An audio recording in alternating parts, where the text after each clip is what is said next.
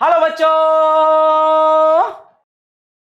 Hello बच्चों, कैसे हैं आप लोग। स्वागत करता हूं मैं एक बार फिर से आप लोगों का फिजिक्स वाला फाउंडेशन यूट्यूब चैनल पर। बच्चों, जैसा कि हमने प्रॉमिस किया था और उस प्रॉमिस को हम धीरे धीरे पूरा कर ही रहे हैं कि हम लोग एक रिवीजन लेक्चर सीरीज जरूर निकालेंगे। तो आज उसी कैटेगरी के अंदर हम लोग पहली रिवीजन पर वीडियो लेकर के आए हैं इलेक्ट्रिसिटी पर। यह रिवीजन वीडियो उस बच्चे के लिए है जो एक लास्ट मोमेंट पर रिवीजन चाहता है, लास्ट आवर रिवीजन या लास्ट डे रिवीजन, या ऐसा कहते हैं कि पेपर देने से पहले 48 आवर्स तक जो चीजें आपके माइंड के अंदर रह जाएंगी वही आप पेपर में करके आ पाओगे। तो वो 48 घंटे जो लास्ट के होते हैं उस मोमेंट के लिए बच्चों मैं ये वीडियो आपके लिए लेकर के आया हूं। इसमें मैं हर चीज स्क्रैच से लिखूंगा, अपने हाथ से हर चीज। ये बिल्कुल ब्लैंक स्लाइड होने वाली है, ये बिल्कुल ब्लैंक पीपीटी है और हर चीज मैं अपने हाथ से लिखने वाला हूं और आपको साथ साथ समझाता जाऊंगा। लेकिन बच्चों, आपको यह वीडियो देखने से पहले जरूर वो 6 लेक्चर इलेक्ट्रिसिटी के देखने चाहिए, जरूर वो 6 लेक्चर इलेक्ट्रिसिटी के देखने चाहिए जहां पर आप लोगों ने और मैंने दोनों ने मिल करके मेहनत करी है और हमने इलेक्ट्रिसिटी के बारीक से बारीक कॉन्सेप्ट को समझा है और क्लियर किया है। राइट? तो आप लोगों से ये मेरी उम्मीद है कि आप लोग पहले से वो 6 लेक्चर की सीरीज देख करके आए हैं और तभी इसको आप देख रहे हैं बेटा। ठीक है, तो चलिए हम लोग आज का लेक्चर स्टार्ट करते हैं बच्चों।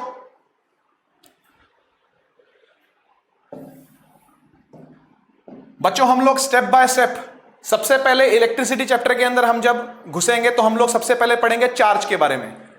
तो बच्चों, चार्ज क्या चीज होती है, ये किसको कहते हैं चार्ज? चार्ज एक प्रॉपर्टी है, किसकी? मैटर की। ये एक मैटर की प्रॉपर्टी है जो कि दूसरे किसी मैटर पर फोर्स लगाती है, इलेक्ट्रिक फोर्स लगाती है। या तो वो फोर्स अट्रैक्टिव हो सकती है या वो फोर्स रिपल्सिव हो सकती है। तो बच्चों, यहां पर मैं कुछ शॉर्ट नोट्स के तरीके से लिख रहा हूं कि चार्ज क्या है। एक प्रॉपर्टी है, एक प्रॉपर्टी ऑफ मैटर है जो कि इलेक्ट्रिक फोर्स लगाती है। जो प्रॉपर्टी इलेक्ट्रिक फोर्स लगाती है, किस पर लगाती है? चार्जेस पर लगाती है, चार्ज पार्टिकल्स पर लगाती है। दोनों तरीके के चार्ज पार्टिकल्स, यानी प्रोटॉन पर भी और इलेक्ट्रॉन पर भी, यानी पॉजिटिव चार्ज पर भी और नेगेटिव चार्ज पर भी। ठीक है ना बच्चों?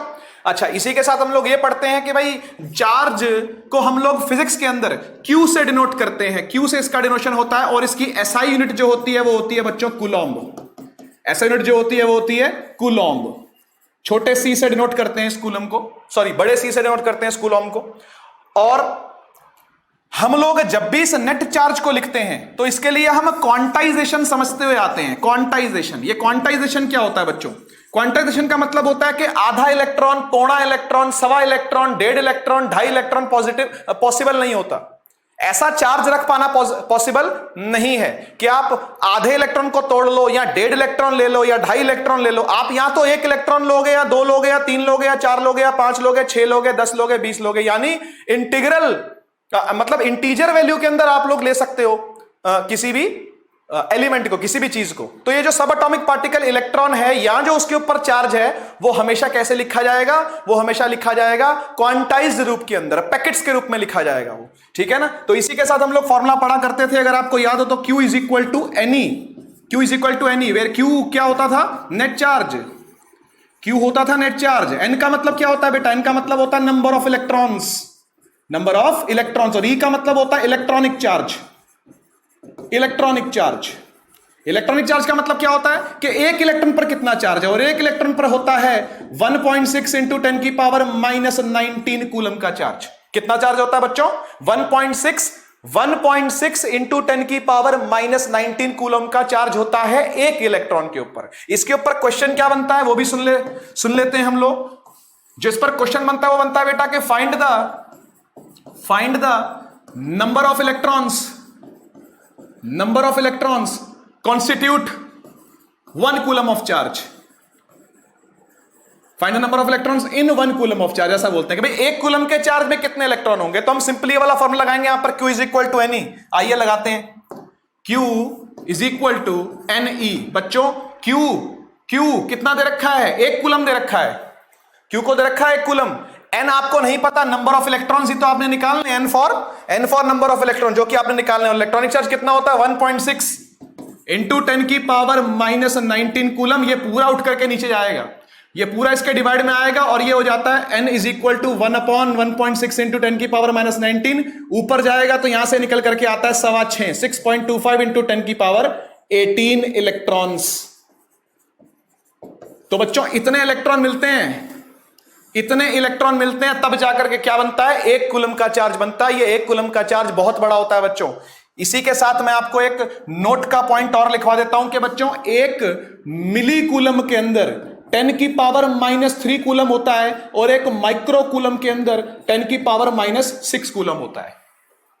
एक बार स्लाइड को पूरी देख लो, चार्ज के बारे में स्लाइड बता रही है आपको। नेक्स्ट स्लाइड पर चलते हैं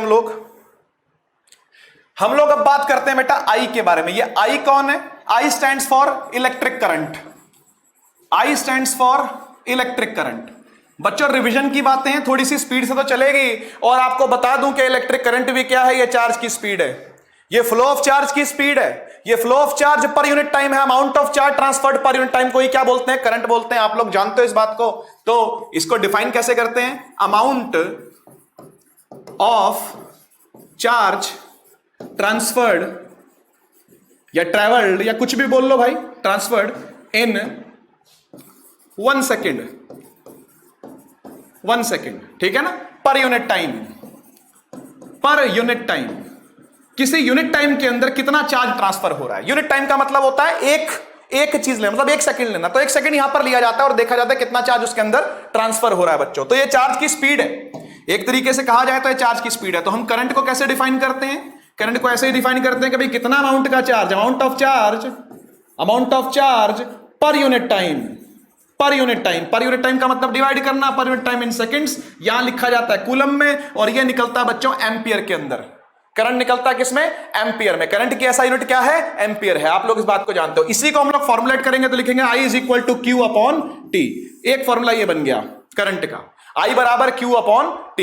जिस तरीके से चार्ज हो सकता है मिली कूलम या माइक्रो कूलम के अंदर, उस तरीके से करंट भी हो सकता है मिली कूलम या माइक्रो कूलम के, मिली एम्पियर या माइक्रो एम्पियर के अंदर। तो हम लोग इसको इस तरीके से लिखेंगे, यहां पर नोट का पॉइंट बना करके, 1 मिली एम्पियर होता है 10 की पावर -3 एम्पियर, और 1 माइक्रो एम्पियर होता है 10 की पावर -6 एम्पियर। ध्यान रखना, ध्यान रखना। करंट को कैलकुलेट कैसे करते हैं, करंट को कैलकुलेट करने के लिए जो डिवाइस यूज किया जाता है उस डिवाइस का नाम है एमीटर। एमीटर सीरीज में कनेक्ट करते हैं हमेशा, और ध्यान रखना पॉजिटिव बैटरी से पॉजिटिव वाला सिरा कनेक्ट करते हैं और नेगेटिव वाली बैटरी से नेगेटिव वाला सिरा कनेक्ट करते हैं। ये सब मैं अभी आगे आपको बता दूंगा जब मैं सर्किट बनाऊंगा तो इसका, ठीक है ना। और क्या है करंट के बारे में बच्चों, करंट के बारे में डिफाइन 1 एम्पियर पूछ लेता है, ठीक है ना। तो यहां पर मैं इसको लिख देता हूं एक क्वेश्चन के फॉर्म में कि डिफाइन 1 एम्पियर। ये 1 एम्पियर क्या होता है बच्चों, 1 एम्पियर को अगर डिफाइन करना हो तो हम लोग कुछ नहीं, सिंपली यहां भी 1 रखते हैं, यहां भी 1 रखते हैं। मतलब 1 कूलम का चार्ज अगर 1 सेकंड में ट्रांसफर हो रहा होगा तो बोलेंगे भाई 1 एम्पियर का करंट बना है। क्या बोला मैंने, एक कूलम का चार्ज अगर 1 सेकंड में ट्रांसफर हो रहा होगा तो हम बोलेंगे कि 1 एम्पियर का करंट बना है। तो यहां पर मैं लिख देता हूं, it is defined as a charge of 1 coulomb transferred in 1 second, ठीक है ना। Then the current is said to be of 1 ampere. तब करंट को क्या कहेंगे, करंट को कहेंगे कि वो 1 एम्पियर का है। कब, जब 1 कूलम का चार्ज 1 सेकंड के अंदर ट्रांसफर हो रहा हो, ठीक है ना। बार बार नहीं करूंगा, एक ही बात को आप समझ गए हो कि I बराबर Q अपॉन T होता है। तो बच्चों ये 1 कब आएगा, ये 1 तब आएगा जब आप इसको भी रखोगे 1 कूलम और इसको भी रखोगे 1 सेकेंड, ठीक है ना। तो ये क्या बन जाएगा, ये बन जाएगा 1 एम्पियर। तो एम्पियर को कूलम पर सेकंड भी कह सकते हैं, अगर आप मेरी बात समझ रहे हो तो। एम्पियर को कूलम पर सेकंड भी लिख सकते हैं, ठीक है ना। आगे बढ़ते हैं बच्चों। नेक्स्ट चीज जो आती है बच्चों वो आती है वोल्टेज पर।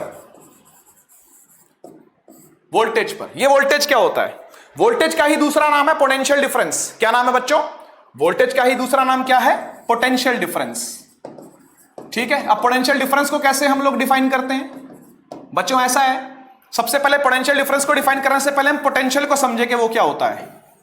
पोटेंशियल क्या होता है बच्चों, पोटेंशियल ये होता है कि एक इन्फिनिटी पॉइंट से एक इन्फिनिटी पॉइंट से एक चार्ज को, एक क्यू चार्ज को लेके आने में कितना वर्क डन हुआ है? ठीक, क्या बोला मैंने? इन्फिनिटी पॉइंट से एक चार्ज को लेके आने में कितना वर्क डन हुआ है, और ये चार्ज 1 कूलम का होना चाहिए, ये चार्ज होना चाहिए 1 कूलम का। इसको लेके आने में कोई वर्क डन करना पड़ेगा। जब हम इसको अगेंस्ट एनी एक्सटर्नल चार्ज, किसी एक्सटर्नल चार्ज के इन्फ्लुएंस में जब इसको हम लेकर के आएंगे तो क्या करना पड़ेगा? हमको वर्क डन करना पड़ेगा। वो वर्क डन को हम लोग लिखते हैं W। क्या लिखते हैं? W। इसी W को इसी चार्ज से क्या कर देते हैं? डिवाइड, क्योंकि हम कितना चार्ज लेकर के आ रहे हैं? 1 यूनिट का चार्ज लेकर के आ रहे हैं। तो जब 1 यूनिट का चार्ज लेकर के आ रहे हैं बच्चों, तो हम बोलेंगे कि work done per unit charge, कितना वर्क डन किया गया एक चार्ज को लाने में। तो यहां पर हम क्या लिखते हैं? इसको W/Q, और इसी को बोलते हैं वोल्टेज, इसी को बोलते हैं पोटेंशियल। अब जब एक पॉइंट पर हम इसको ले आए हैं, ऐसे ही हम किसी और पॉइंट पर भी अगर इसको ले आए तो ये पॉइंट 1 हो गया, ये पॉइंट 2 हो गया, तो यहां का पोटेंशियल V1 हो गया, यहां का पोटेंशियल V2 हो गया। समझ रहे हैं आप इस बात को? दो पोटेंशियल हो गए ना। अब इन दो पोटेंशियल के बीच में हम लोग अगर चार्ज को चलाने की कोशिश करें तो अपने को वर्क डन फिर करना पड़ेगा। मतलब अगर चार्ज मान लो यहां पर है, इस जगह पर चार्ज है, और यहां से हम चार्ज को कहां लेके जा रहे हैं? यहां लेके जा रहे हैं, तो हम चार्ज को मूव करवा रहे हैं ना। तो चार्ज को मूव करवाने में भी क्या करना पड़ेगा? वर्क डन करना पड़ेगा। तो इस बार जो वर्क डन हम लिखेंगे पर यूनिट चार्ज, वो लिखेंगे ΔV। इसी को कहते हैं वोल्टेज। एक्चुअली में वोल्टेज जो होती है वो दो पोटेंशियल का डिफरेंस होता है, दो पॉइंट के बीच के पोटेंशियल का क्या होता है? डिफरेंस होता है। कुछ समझ में आया होगा, है ना? ये दो पोटेंशियल, ये जो 2 पॉइंट मैं आपको बता रहा हूं, ये एक्चुअली में बैटरी के 2 पॉइंट होते हैं बेटा। ये बैटरी के 2 पॉइंट होते हैं। आप जानते हो ये एक सेल है, कई सारे सेल लगा दूंगा तो बैटरी बन जाएगी, कोई बात नहीं, पता आपको ये बात। तो ये सेल है, ये सेल का है higher potential, this is higher potential, और जो नेगेटिव वाला होता है ये होता है लोअर पोटेंशियल। तो ऐसा कहते हैं कि करंट जो करंट होता है वो पॉजिटिव पोटेंशियल से निकल करके कहां जाता है बच्चों? नेगेटिव पोटेंशियल पर जाता है और वापस आ जाता है। ठीक है ना? मतलब पॉजिटिव से चला, जो भी इसने रेजिस्टेंस लगी है, कुछ बल्ब लगा है, कुछ भी लगा है, उसको जलाया और कहां आ गया? वापस आ गया बैटरी के अंदर। तो कहां से कहां मूव किया? पॉजिटिव पोटेंशियल से नेगेटिव पोटेंशियल मूव किया। कौन मूव किया? करंट मूव किया। समझ में आया ना?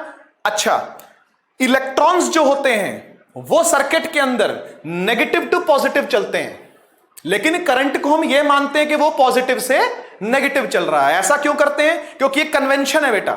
इसको कन्वेंशन की तरह से ले रखा है हमने कि करंट एक पॉजिटिव एंटिटी है, तो भैया वो पॉजिटिव से निकलती होगी और नेगेटिव में जाती होगी, जबकि एक्चुअली में ऐसा नहीं होता। एक्चुअली में इलेक्ट्रॉन निकलता है नेगेटिव से और कहां जाता है? घूम करके पॉजिटिव में जाता है। ठीक है ना? तो एक्चुअली में इलेक्ट्रॉन ही कंस्टिट्यूट करते हैं करंट को बनाने के लिए, पर हम करंट को एक पॉजिटिव एंटिटी मानने के चक्कर में ये मान लेते हैं कि कहां से कहां जा रही? ये पॉजिटिव से नेगेटिव जा रही है। ठीक है ना? कुछ समझ में आया? अच्छा, यहां पर ये फॉर्मूला था वोल्टेज का, वर्क डन अपॉन चार्ज। इस वर्क डन को हम लोग जूल में कैलकुलेट करते हैं, चार्ज को कूलॉम्ब में कैलकुलेट करते हैं, और वोल्टेज को बेटा वोल्ट्स के अंदर कैलकुलेट करते हैं। किसमें करते हैं? वोल्ट्स में। यहां से एक और डेफिनेशन बनती है जो कि बहुत इंपॉर्टेंट है बोर्ड्स के लिए, हम लोग रिवीजन बोर्ड्स के लिए कर रहे हैं, क्योंकि वो क्या बनती है कि 1 वोल्ट को डिफाइन कर दे भाई। ये 1 वोल्ट क्या होता है? मुझे एक बात बताओ, ये 1 वोल्ट कब आएगा? जब आप 1 जूल का वर्क डन करोगे 1 कूलम के चार्ज पर। जब आप यहां पर भी 1 रखोगे और यहां पर भी 1 रखोगे तो ये भी क्या आएगा? ये भी 1 आएगा। तो जब 1 जूल का वर्क डन किया जाता है 1 कूलम के चार्ज को यहां से यहां हिलाने के लिए, तो बोलते हैं भैया 1 वोल्ट हो गई है। This is the potential difference of 1 volt. जब 1 जूल का वर्क डन 1 कूलम के चार्ज पर किया जाए तो क्या कहेंगे? 1 वोल्ट कहेंगे। यहां लिख देता हूं इस बात को कि when 1 joule of work is done to move 1 coulomb of charge,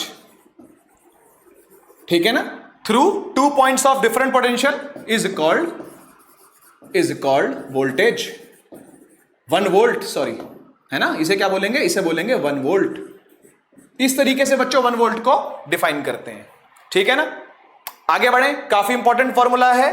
conceptual formula है, पोटेंशियल एनर्जी से निकल के आया हुआ फॉर्मूला है ये। उस पोटेंशियल एनर्जी को आप लोगों ने सीनियर क्लासेस के अंदर पढ़ना है। अभी के लिए आपको इस फॉर्मूले को याद करके आगे बढ़ना है और थोड़ा सा समझते हुए मैं जितना समझा पाया वो 10th लेवल तक सफिशिएंट है। आगे बढ़ा जाए। नेक्स्ट आता है बच्चों एक बहुत ही इंपॉर्टेंट, बहुत ही ज्यादा important topic, Ohm's law. Ohm's law, ये ओम्स लॉ क्या कहता है यार? ओम्स लॉ एक्चुअली में इस वोल्टेज के बीच में और करंट के बीच में रिलेशन देता है। देखो बच्चों, जब तक आप बैटरी कनेक्ट करके रखोगे तब तक करंट चलेगा, और जैसे ही आपने बैटरी को डिस्कनेक्ट कर दिया करंट चलना बंद हो जाएगा। यानी मुझे एक बात बताओ, करंट वोल्टेज को जन्म दे रहा है कि वोल्टेज करंट को जन्म दे रही है? तो इसका आंसर है बेटा कि वोल्टेज पहले आई करंट बाद में आया, है ना? वोल्टेज पहले आई और करंट बाद में आया। तो इसलिए हम लोग इसको बोलते हैं ओम्स लॉ को कि this current is directly proportional to voltage. Current जो है वो किस पे डिपेंड करता है? वोल्टेज पे डिपेंड करता है। करंट जो है वो किस पे डिपेंड करता है? वोल्टेज पे डिपेंड करता है। ठीक है ना? इसको हम लोग डिफाइन करेंगे तो ऐसे लिखेंगे, it states that current flowing in a conductor is directly proportional to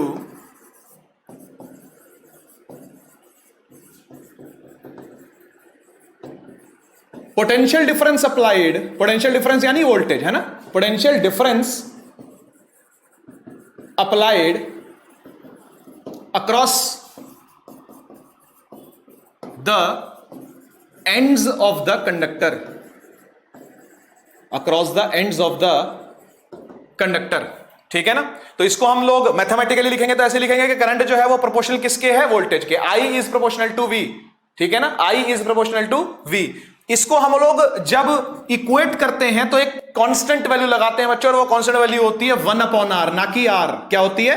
1/R। इस R की बात है नेक्स्ट स्लाइड में, और इनटू में V।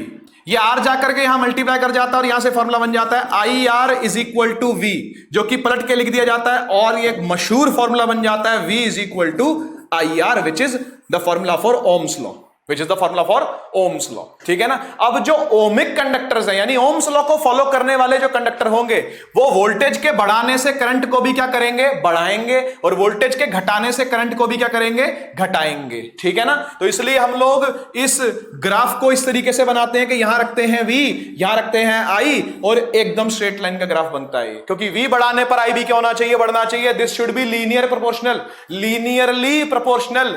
लीनियर प्रोपोर्शनैलिटी का मतलब यही होता है कि V को बढ़ाने से I क्या हो रहा है? सीधा सीधा बढ़ रहा है, सीधा सीधा डिपेंड कर रहा है इसके ऊपर, ना स्क्वायर पर, ना रूट पर, ना इनवर्स, किसी भी तरीके से नहीं।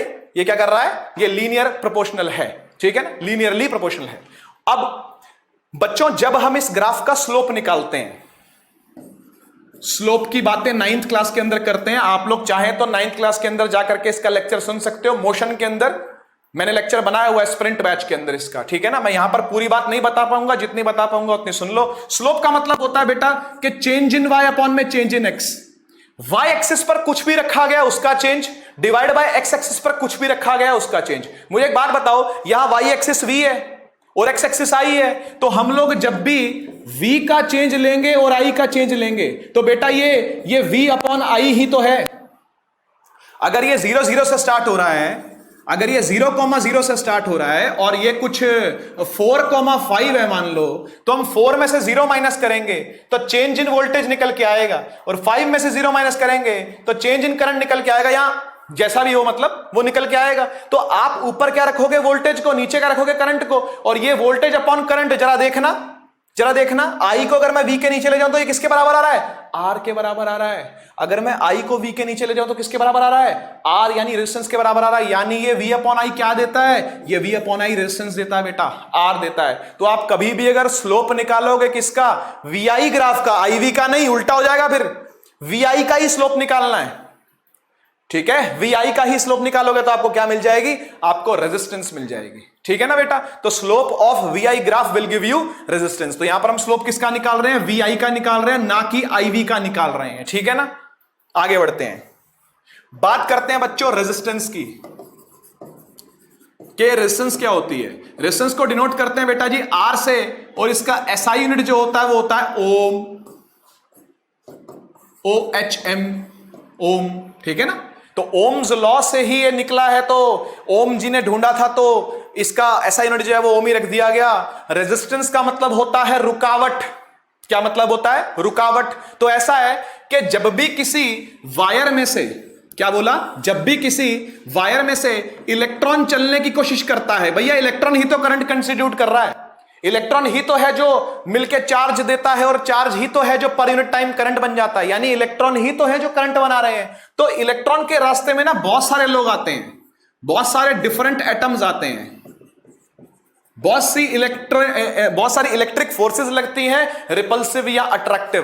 तो इस इलेक्ट्रॉन का पाथ इतना आसान नहीं होता जितना हमको लगता है, चाहे वो कंडक्टर ही क्यों ना हो, चाहे वो कंडक्टर ही क्यों ना हो, इतना आसान इसका पाथ नहीं होता, यानी इसको कहीं ना कहीं से रुकावट झेलनी पड़ती है। अब ये जो रुकावट होती है रेजिस्टेंस, ये डायरेक्टली प्रोपोर्शनल होती है इस लेंथ के। भैया जितना लंबा कंडक्टर होगा, जितना लंबा कंडक्टर होगा उतना ज्यादा दिक्कत आएगी इलेक्ट्रॉन को निकलने में, इसलिए this R is proportional to L। जितना एरिया होगा बेटा जी इसका, जितना इसका एरिया होगा उतना ही खुला कंडक्टर होगा, तो उतना ही आसानी से इलेक्ट्रॉन निकल जाएगा, इसलिए R जो है वो इनवर्सली प्रोपोर्शनल होती है एरिया के। R is inversely proportional to area, यानी लेंथ के बढ़ाने से रेजिस्टेंस बढ़ेगी, घटाने से घटेगी, लेकिन एरिया में उल्टा होगा, एरिया में बढ़ाने से रेजिस्टेंस घटेगी और एरिया घटाने से रेजिस्टेंस क्या होगी? बढ़ेगी। इन दोनों को क्लब करके एक फॉर्मूला बना दिया जाता है, ये बन जाता है R proportional L upon A। R proportional L upon A। इस प्रोपोर्शनैलिटी के साइन को हटाते हैं और यहां इक्वल टू लगा करके एक कांस्टेंट लगाते हैं जिसका नाम होता है रेजिस्टिविटी। क्या नाम होता है? रेजिस्टिविटी, या स्पेसिफिक रेजिस्टेंस भी नाम है उसका, दोनों नाम होते हैं, मैं लिख रहा हूं अभी यहां पर उसका नाम।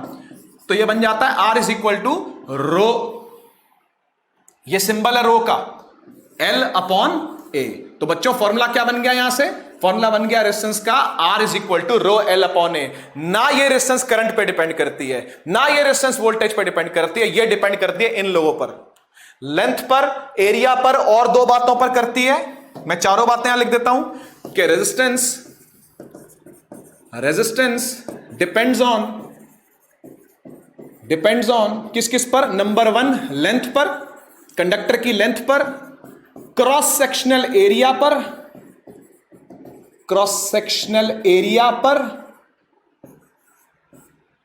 मटेरियल पर, मटेरियल ऑफ द कंडक्टर, ठीक है ना, यानी ये रो ही है जिसकी मैं बात कर रहा हूं, यहां मटेरियल जो है ना वो रो ही होता है। ये नंबर 4 टेम्परेचर पर, नंबर 4 हो गया टेम्परेचर पर, ठीक है ना।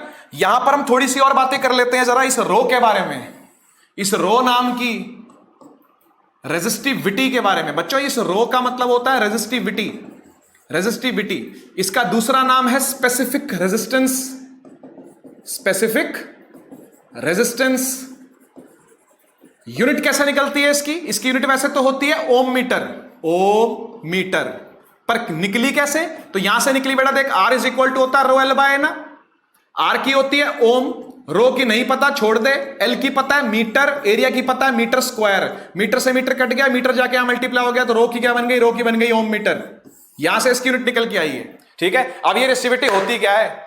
सर सिंबल बता दिया, नाम बता दिया, यूनिट बता दी, यूनिट निकालनी भी सिखा दी, एक नया नाम भी बता दिया, पर ये होती क्या है? तो बताओ बेटा जी, ये मटेरियल की प्रॉपर्टी होती है। क्या होती है बोलो? मटेरियल की प्रॉपर्टी। मटेरियल अलग अलग हो जाएगा तो रो अलग अलग हो जाएगा। कॉपर तो रो सेम, कॉपर स्टील आयरन रो अलग, समझ गए ना भाई? तो रेजिस्टिविटी यानी रो हर मटेरियल का क्या होता है? अलग अलग होता है, ठीक है ना। तो this is a material dependent property. क्या बोलूंगा इसको? ये क्या है? ये मटेरियल डिपेंडेंट प्रॉपर्टी है। आप ज्यादा थ्योरी जानना चाहते हो तो बच्चों ये तो एक रिवीजन लेक्चर है, मैं जितना लिख पाऊंगा। आप इसके कंप्लीट नोट्स, संपूर्ण नोट्स अवेलेबल है PW ऐप पर, फिजिक्स वाला की ऐप को डाउनलोड करना, वहां पर उड़ान सेक्शन के अंदर जाना, उस उड़ान सेक्शन के अंदर फिजिक्स सेक्शन में जाओगे आप तो इलेक्ट्रिसिटी के नोट्स वहां पर अवेलेबल हैं। अलग से 2 फाइल्स डाली गई हैं इलेक्ट्रिसिटी के कंप्लीट रिवीजन नोट्स की, वहां से जाकर के आप और बातें इसके बारे में पढ़ सकते हो। डेफिनेशंस बिल्कुल क्लियर स्पष्ट रूप से वहां पर दी हुई है जैसी आपको चाहिए, ठीक है ना। यहां पर मैं सिर्फ आपके सामने एक बार रिवीजन लेकर के आया हूं। बच्चों रिवीजन होता क्या है?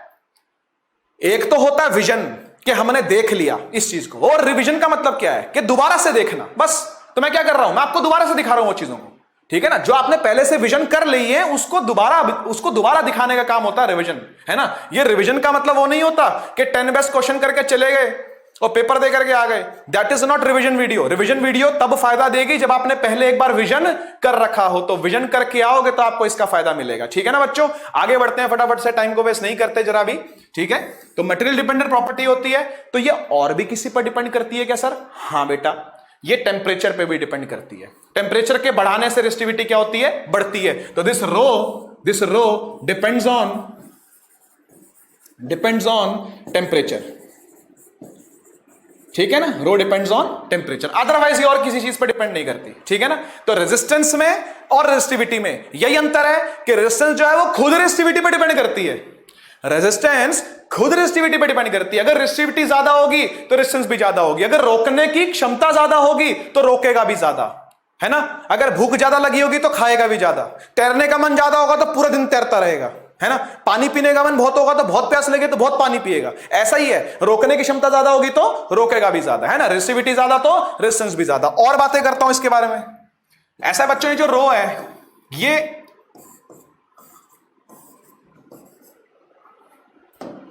प्योर मेटल का कम रहता है, लो रहता है। अलॉय का अच्छा खासा रहता है, ज्यादा रहता है, हाई रहता है। और इंसुलेटर का अरे बहुत हाई रहता है, वेरी हाई रहता है। समझ गए बात को? इंसुलेटर का काम ही क्या है? रोकना, करंट को रोकना। करंट को बहने तो देता नहीं वो। और कंडक्टर क्या करता है? करंट को इजीली फ्लो करने देता है, क्योंकि उसके पास फ्री इलेक्ट्रॉन्स होते हैं, है ना। मैं यहां पर ये बातें भी लिख देता हूं, साथ साथ ये भी डिस्कस हो जाएगा कि कंडक्टर, इंसुलेटर वगैरह ये सब क्या होते हैं। तो प्योर मेटल बेटा अच्छा कंडक्टर होता है। तो अच्छा कंडक्टर क्यों है? कोई अगर अच्छा कंडक्टर है तो क्यों है? क्योंकि उसके पास क्या है बच्चों? उसके पास फ्री इलेक्ट्रॉन्स अवेलेबल होते हैं। फ्री इलेक्ट्रॉन्स या आयंस अवेलेबल है। आयंस दो तरह के होते हैं, आप जानते हो, कटायन और अनायन। कटायन पर पॉजिटिव चार्ज, अनायन पर नेगेटिव चार्ज। अलॉय में क्या खास बात है बेटा? अलॉय मिक्सचर होता है होमोजीनियस मेटल्स का। आप लोगों ने सारी बातें 9th क्लास के अंदर पढ़ी हुई है कि अलॉय क्या होता है। ये होमोजीनियस मिक्सचर है अलग अलग मेटल्स या नॉन मेटल्स का, ठीक है ना। तो इसका रो जो है वो काफी रहता है, ज्यादा ही रहता है, on the upper as per ही होता है ये, है ना, ठीक है। और इंसुलेटर जो हो गए वो बेटा क्या हो गए कि जिनके पास फ्री इलेक्ट्रॉन्स अवेलेबल नहीं है। फ्री इलेक्ट्रॉन्स ठीक है, आर वेरी लेस, बहुत बहुत कम होते हैं, है ना, बहुत बहुत कम होते हैं। इसीलिए ये कंडक्ट अच्छा नहीं करता, तो रोकेगा ज्यादा। जो कंडक्टर बैड होगा वो रेजिस्टर गुड होगा, तो रेजिस्टेंस ज्यादा होगी उसकी, है ना। समझ गए होगे आप बात को। तो ये रो की बातें थी, ठीक है। आगे बढ़ते हैं। ओके बच्चों, ऐसा है कि कभी भी आपको इलेक्ट्रिक सर्किट बनाना हो, वो सिंपल बोले कि भैया एक इलेक्ट्रिक सर्किट फॉर्म कर, एक इलेक्ट्रिक सर्किट फॉर्म कर, तो क्या करेगा बेटा? तू एंजॉय करेगा, कुछ नहीं करेगा। देख यहां देख, बैटरी दिखा दे, बैटरी दिखा दे, स्विच दिखा दे बेटा जी, ठीक है ना। स्विच दिखा दे, ऑन स्विच दिखा दे, की होती है ये की, ये प्लस माइनस क्या है? बैटरी, ये बैटरी है, ठीक है ना। इसके साथ आप एक रेजिस्टेंस दिखा सकते हो, आप एक बल्ब दिखा सकते हो, और यहां पर आप एक रियोस्टेट दिखा दो। ये रियोस्टेट बन गया। और थोड़ा सा अच्छा बना देता हूं इस रियोस्टेट को।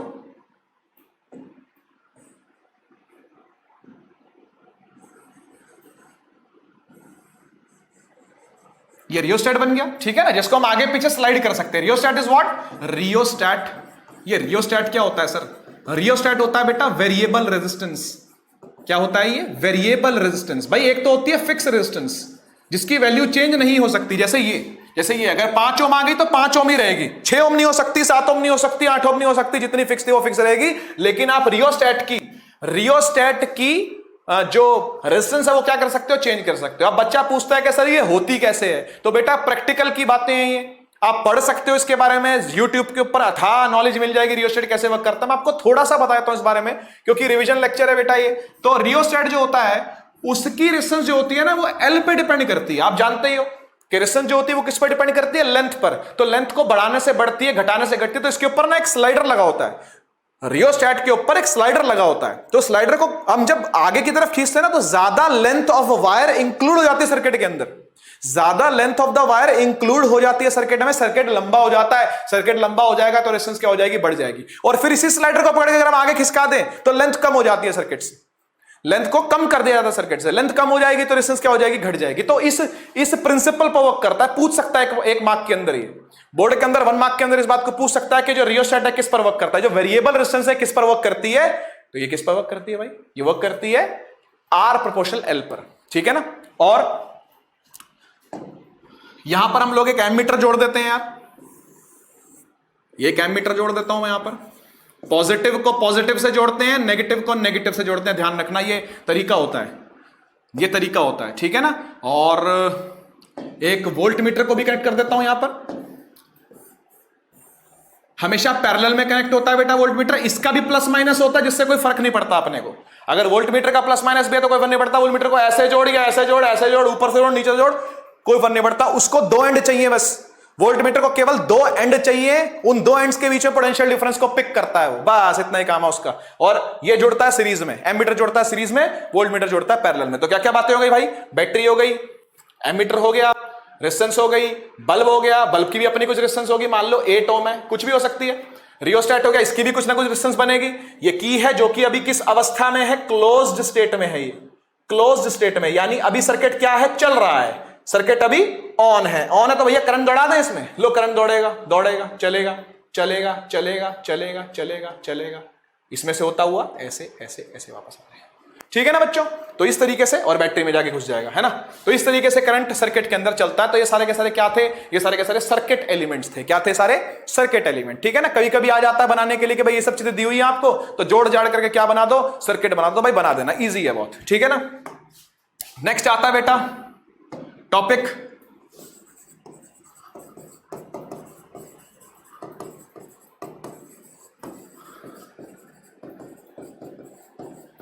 Combination of resistors. Combination of resistors क्या होता है बेटा कि कभी कभी हमारे पास कोई एक पर्टिकुलर रेजिस्टेंस अवेलेबल नहीं होती, कुछ और होती है, तो हम क्या करते हैं, जोड़ जाड़ करके उन रेजिस्टर का ऐसा कॉम्बिनेशन बनाते हैं कि हमको एक रिक्वायर्ड, एक इफेक्टिव, एक इक्विवेलेंट रेजिस्टेंस क्या हो जाए, मिल जाए, ठीक है ना। तो 2 तरीके हैं रेजिस्टेंस को जोड़ने के, एक सीरीज और एक पैरेलल। बहुत अच्छे से जानते हो आप उन चीजों को, है ना। मैं फटाफट से रिवाइज करवा रहा हूं। एक होता है सीरीज सर्किट और एक होता है पैरेलल सर्किट, पैरेलल सर्किट, ठीक है ना। क्या अंतर है, क्या अंतर है दोनों में बेटा जी, ओ बेटा जी देखो, सीरीज का मतलब होता है बेटा जी ये 1, ये 2, ये 3, ये 4, ये 5, ये 6, ये 7। मुझे पेन ही नहीं उठाना पड़ रहा, मुझे पेन ही नहीं उठाना पड़ रहा। ये सब क्या है, ये सब सीरीज है। तुमको पैरेलल लग रहे होंगे, मेरे को एक भी पैरेलल लग रहा क्योंकि ये सब सीरीज है। पाथ एक ही है, सीरीज में पाथ एक ही रहता है, ध्यान रखना। क्या होता है, पाथ एक ही रहता है, उसको कहते हैं सीरीज। और पैरेलल को पकड़ने का तरीका है कि यहां पर पाथ सेम नहीं रहेगा, बस पाथ का ध्यान रखना आप लोग। पाथ अगर सेम है, रास्ता अगर सेम है तो आपको समझ में आ जाएगा वो सीरीज है। रास्ता सेम नहीं है तो जो रेजिस्टर जुड़े हैं वो पैरेलल में जुड़े हैं, वो सीरीज में नहीं जुड़े। ये एक छोटा सा की पॉइंट है पकड़ने का कि कौन सा सर्किट सीरीज में और कौन सा सर्किट पैरेलल में है, ठीक है ना। मैं इसके आपको फॉर्मूले की डेरिवेशन जरूर करवाऊंगा, ठीक है ना। तो शुरू करते हैं हम लोग।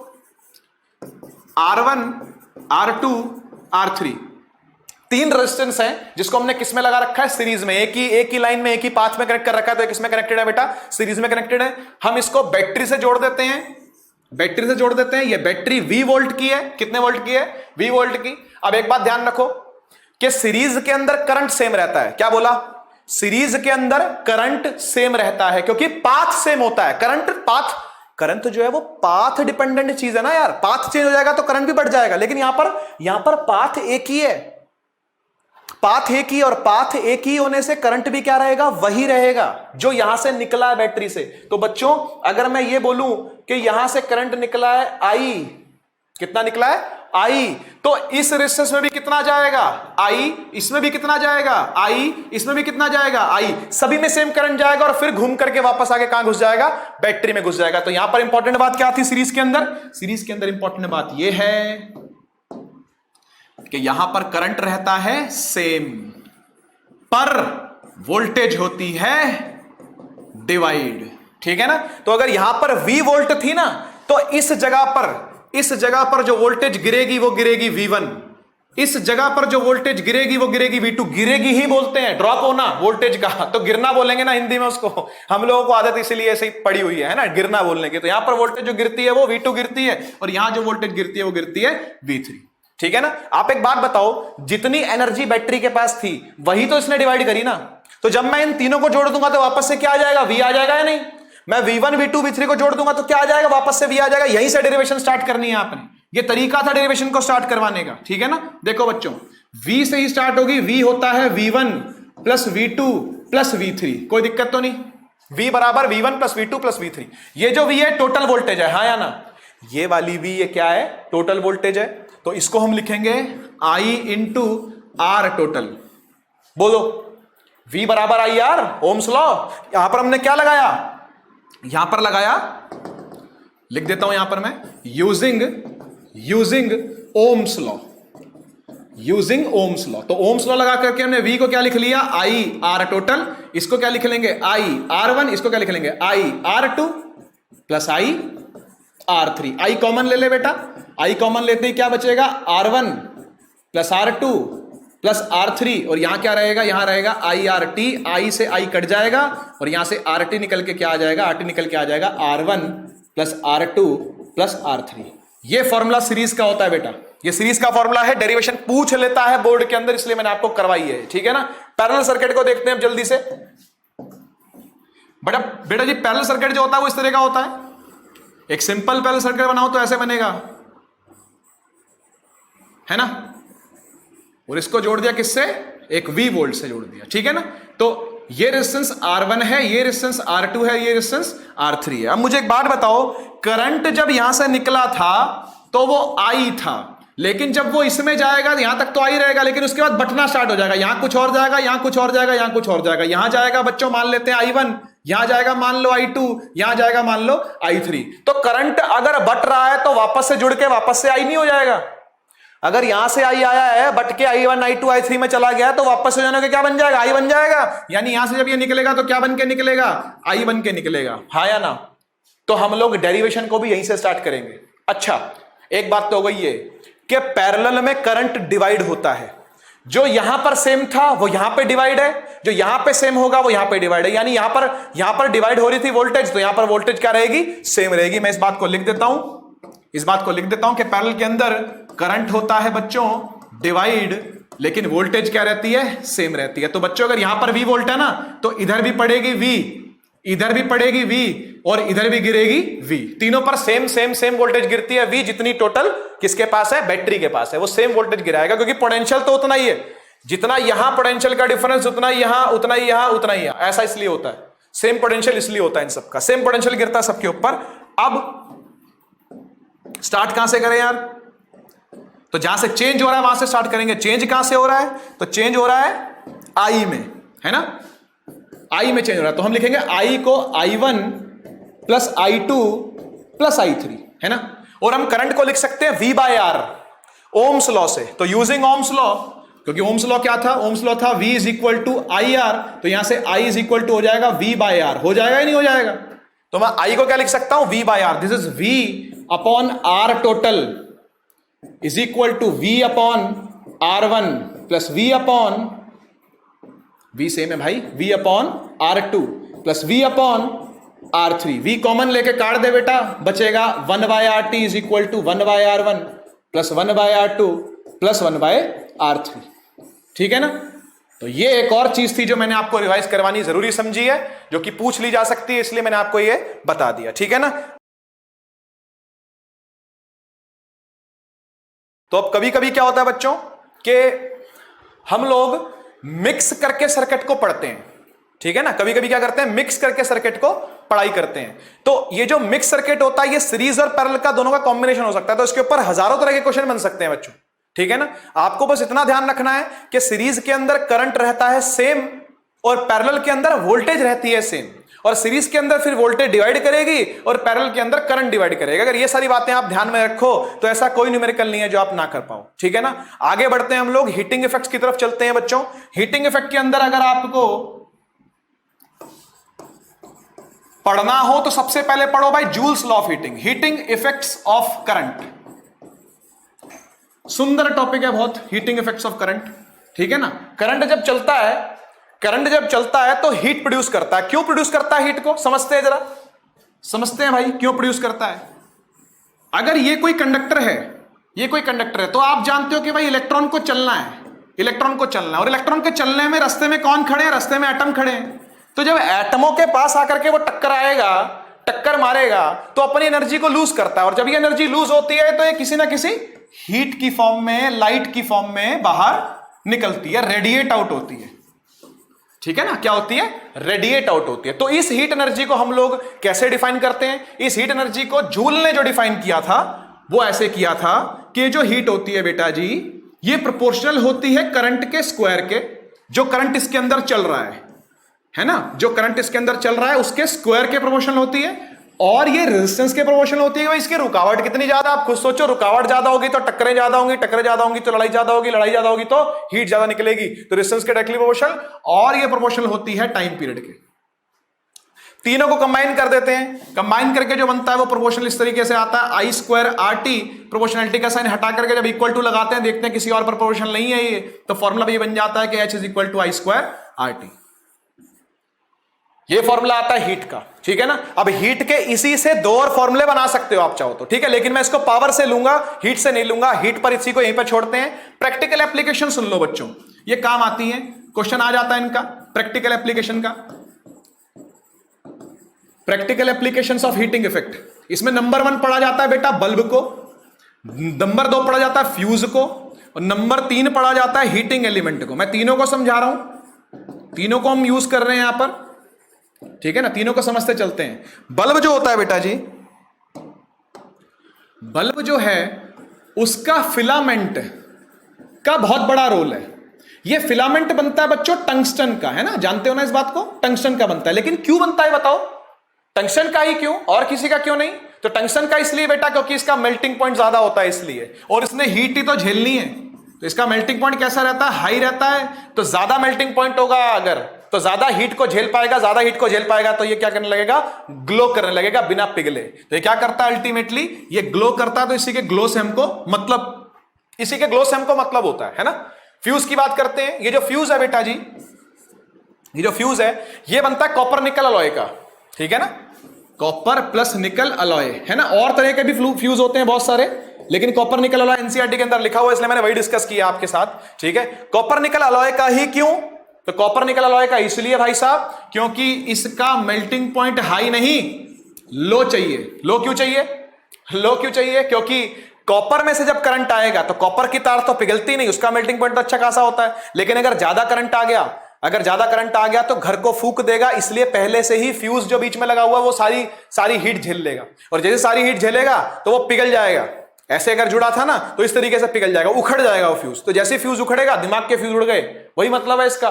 दिमाग के फ्यूज उड़ने का मतलब क्या? इतनी गर्मी हो गई है, इतनी टेंशन हो गई, इतना स्ट्रेस हो गया कि भाई दिमाग के फ्यूज उड़ गए, मुझे सोने दे तू जाकर, अब तू निकल जा ऐसे, मुझे सोने, है ना।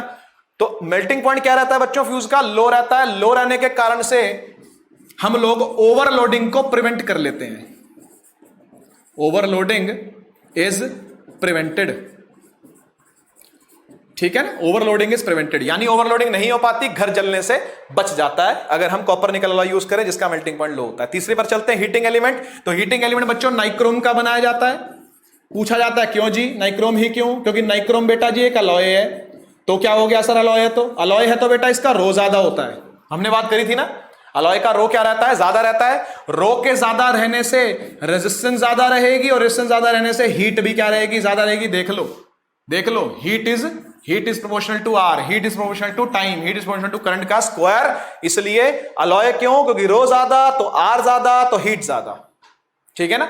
हीटिंग एलिमेंट कहां कहां लगा होता है बेटा? कहां नहीं होता? जितनी गर्म करने वाली चीजें आपके आसपास है सब जगह पर हीटिंग एलिमेंट होता है, इंक्लूडिंग इलेक्ट्रिक वाटर हीटर, जो घरों में हीटर लगे होते हैं, है ना, गीजर लगे होते हैं वो, और रूम हीटर्स जो होते हैं वो, और कॉफी मेकर, इलेक्ट्रिक केटल, अच्छा ड्रायर, हेयर ड्रायर जो होते हैं, हेयर प्रेशर जो होते हैं, वो कई सारी इस तरह के कॉस्मेटिक आइटम होती हैं, ये जो भी है मेकअप वेकअप की आइटम, उसके अंदर ये हीटिंग एलिमेंट यूज होता है, ठीक है ना बच्चों। आगे बढ़ जाएं। लास्ट जो आता है बच्चों वो आता है पावर। ये पावर को 9 से उठाते हैं जरा, है ना। 9th में पावर क्या था? रेट ऑफ डूइंग वर्क, काम को कितनी जल्दी खत्म किया गया है, rate of doing work, rate of doing work done, किसी काम को कितनी जल्दी खत्म किया गया बच्चों, उसी को क्या बोलते हैं? पावर बोलते हैं। फॉर्मूला क्या बनता था इसका? फॉर्मूला बनता था work done upon time. Simple simple, work done divide by time. ठीक है ना, शॉर्ट में लिखा जाए तो P is equal to W upon T, ये फॉर्मूला बनता है, P बराबर W upon T, work done upon time, work done upon time. Unit क्या होती थी? यूनिट होती थी वाट, याद करो, याद करो, यूनिट होती थी वाट, WATT वाट, है ना। यहां पर कैसे पावर यूज हो रही है बच्चों, एक बात बताओ, जब करंट आ रहा है तो कुछ ना कुछ एनर्जी लेके आ रहा है ना यार, इलेक्ट्रिकल एनर्जी लेके आ रहा है ना, तो कितनी इलेक्ट्रिकल एनर्जी कोई भी अप्लायंस पर यूनिट टाइम में खर्च रहा है चलने के लिए, यूज होने के लिए। जैसे आपके सामने मोबाइल फोन है ना, आप मोबाइल फोन पर ये वीडियो देख रहे हो, या आप लैपटॉप पर ये वीडियो देख रहे हो, या आप मान लो पीसी पर ये वीडियो देख रहे हो, चलो पीसी छोड़ दो, लैपटॉप और फोन को सोचो। मुझे एक बात बताओ, क्या बैटरी खत्म नहीं हो रही? क्या बैटरी यूज्ड अप नहीं हो रही? बैटरी यूज्ड अप हो रही है ना बेटा, तो वही है पावर, वही है। जितना अच्छा फोन आपका होगा उतनी ज्यादा एनर्जी वो क्या लेगा, चूस लेगा उस बैटरी में से, ज्यादा एनर्जी को यूज करेगा, वो कंज्यूम करेगा ज्यादा एनर्जी को, समझ गए ना। तो पर यूनिट टाइम जब ज्यादा एनर्जी कंज्यूम होगी तो इसका मतलब पावर क्या है, ज्यादा है। बोलते हैं ना भाई 100 वाट का बल्ब थोड़ा ज्यादा रहेगा, हल्का ले आ, थोड़ा 30 वाट का ले आ भाई, वो काफी रहेगा। तो पावर के ज्यादा होने से ग्लो ज्यादा होता है, अगर बल्ब में बात करूं तो, है ना। पंखे की पावर ज्यादा तो मतलब क्या, बहुत तेज घूम रहा होगा वो, है ना, ज्यादा एनर्जी कंज्यूम कर रहा होगा पर यूनिट टाइम। ठीक है ना। इसको हम लोग इलेक्ट्रिकल एनर्जी में कैसे कन्वर्ट करें? इस फॉर्मूले को P is equal to W upon T को इलेक्ट्रिकल एनर्जी में कैसे कन्वर्ट करें? तो इसके लिए डेरिवेशन है बेटा जी, इसके लिए डेरिवेशन है बहुत सिंपल सी, आइए डिस्कस करते हैं उस डेरिवेशन को। करें, देखो जी, P बराबर होता है W upon T, work done upon time. इस वर्क डन की बात हमने अभी अभी करी थी वोल्टेज के केस में, याद करो, याद करो। फॉर्मूला होता था voltage is equal to work done upon charge, था कि नहीं? Q जाके V से मल्टीप्लाई हो जाएगा, ये बन जाएगा वर्क डन बराबर QV। इस QV को उठा के यहां रख दे तो पावर बन जाएगी QV बाय T, है ना। मैंने इस वर्क डन की जगह पर क्या रख दिया, QV रख दिया, वर्क डन की जगह पर QV रखा गया। अब ये Q अपॉन टी दिख रहा है मुझको, ये Q अपॉन टी क्या होता है बेटा जी? ये Q अपॉन टी होता है करंट, जानते हैं ना, इस फॉर्मूले को भी जानते हो और इस फॉर्मूले को भी जानते हो। Q अपॉन टी क्या होता है? करंट होता है। तो मैं Q अपॉन टी की जगह पर क्या रख दूंगा बेटा, करंट मल्टीप्लाई बाय वोल्टेज, पलट के लिख दो इसको, तो यानी V और I को पहले लिख दे तो ये बन जाएगा VI, P is equal to VI। ठीक है ना। और ऐसे ही हम लोग अगर यहां पर V बराबर IR, ओम्स लॉ है ना, वो पुट कर दूं अगर मैं यहां पर, तो ये बन जाता है P is equal to V की जगह पर IR रखूंगा तो हो जाएगा I into I square R। एक फॉर्मूला हो गया पावर का, दूसरा वाला। ठीक है। और यहां पर मैं इस ओम्स लॉ को थोड़ा सा मॉडिफाई करूं, आर को नीचे ले जाऊं तो I बराबर V बाय आर होता है, इस I को उठा के यहां रख दे, ये हो जाएगा V into V by R, V multiply by V by R, तो ये बन जाएगा P is equal to V into V by R, which becomes V square by R. ठीक है ना। तो ये तीन फॉर्मूले बन जाते हैं बेटा जी यहां से, किसके, पावर के। तो पावर के तीन फॉर्मूले बन गए यहां से। इस पावर को अगर आप टाइम से मल्टीप्लाई कर दोगे तो आपको एनर्जी मिल जाएगी, कमर्शियल यूनिट ऑफ एनर्जी कहते हैं उसको, अलग से बात करते हैं उसके बारे में।